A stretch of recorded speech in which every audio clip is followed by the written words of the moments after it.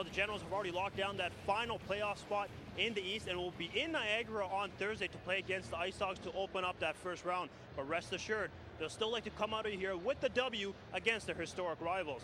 From on tonight, let's send it up to Andy McNamara and Mike Love. Now it's at this bulk barn behind me where a pricing error allowed a customer to walk out with 5 pounds of candy for only $4.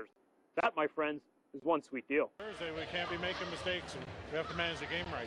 And what are those mistakes that the team needs to avoid making against Niagara on Thursday? Well, I don't think we can be soft coverage in our own zone. Always remember to cover up your PIN number, even on drive-thrus like this one. You can never be too safe. Now let's send it back. The X factor here is the big boys. Can they be big? You know, you're talking about Scott Lottie. Yeah, he gets in the penalty box a bit, but he's always a candidate for the Gordy Hour. As for you, we'll get to them right now. Generals and Niagara in Niagara last night. Here's Scott Lottie. He's going to drop the gloves, trying to lead his team. Not much of a fight, though. It lasted all of 6 seconds. Sneak up hard and then turn around, shot, goal. 5 minutes left in the first. The power play marker makes it 1-1. Beginning October 29th, residents of Ottawa will have their garbage picked up bi-weekly rather than the current weekly routine they have now. The city says this would maximize recycling and lower the amount of garbage produced. Some residents, though, feel this is not a long-term solution, but rather a temporary one. The city council is not really addressing the big problem here, and the problem is that the landfill is nearing its capacity.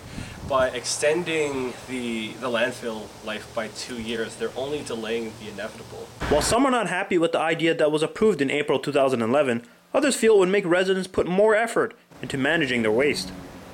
It might even work out better because they'll be smarter with their garbage, right? Like,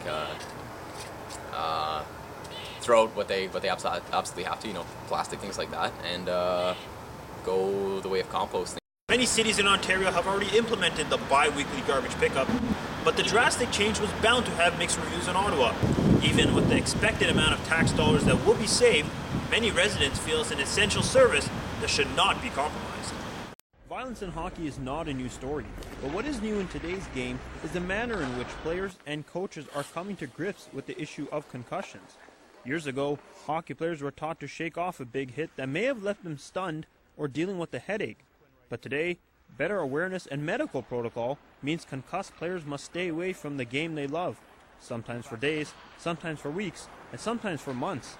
But as some members of the Oshawa Generals will tell you, it's all part of the game of hockey. Let's say you had a knee injury, but it wasn't quite serious and you were on the fence to play. Would you disclose that to your trainer? I know Stevie Eisman, he played through a playoff game through a torn PCL, but if it's ACL or MCL, I think it'd be a really tough thing to play through. Now, instead of a knee injury, let's say you had a bit of a headache, maybe from a concussion. Would that affect your mentality at all? Would it still be like, you know what, this is a big game, I have to play this game? 5 years ago, you get a headache on the ice from a hit, maybe you don't think so much about it. But obviously now with everything that's gone on with players getting concussions and whatnot, I think, yeah, the minute I get hit and I have a headache on the ice, I'm thinking concussion. Mike Green of the Washington Capitals said you've got to make that call. I think at times the protocol for testing concussions, they're just tests. They don't know actually how you feel. Do you agree with that? Yeah, I do. I think, you know, every player is different, so, you know, and the test, it is just a test, I think. But ultimately, it comes down to how you feel.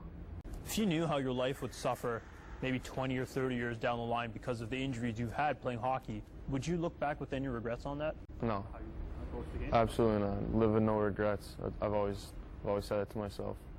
But you know, that's a risk you take playing this game. You know, obviously you're going to get injured, you're going to pull a muscle, you're going to strain something, you might even break something, but it's all part of the game. For the game to change, the culture of hockey will have to change, so that the coaches, fans, and players who receive these injuries will understand the seriousness of concussions, the effect it can have on the ice, as well as life away from the rink.